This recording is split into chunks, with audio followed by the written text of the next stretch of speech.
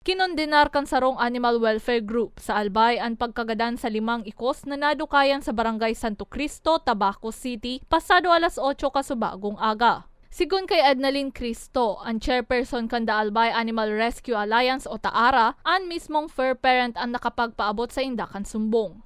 Base man daa sa itsurahon kan mga ikos, posibleng inudong ang mga inikan mga dai na bibistong kagibo.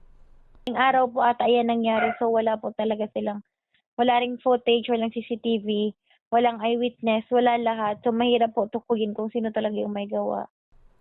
Pagdudoon kan TAARA, siring kan tao, igwama na karapatan ang mga hayop na mabuhay.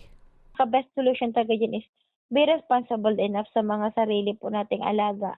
And yung mga strays naman po kasi hindi naman din makikip. Kasi nga stray sila. Yung isa para naman po dun sa iba, kung di naman po nakakaistorbo sa kanila or wala namang, like hindi sila mahilig sa pusa, ganyan, wag na lang nilang pakialaman kasi nabubuhay din naman sila.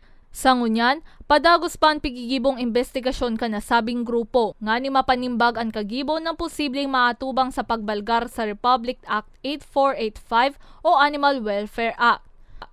Kung mapapatunayan, pwede ser na makulungan kagibo nin 6 na bulan, sundo 2 taon o pagbayado nin 1,000 pesos, sundo 5,000 pesos. Para sa mga baretang Tatak Bicol, May Insinares.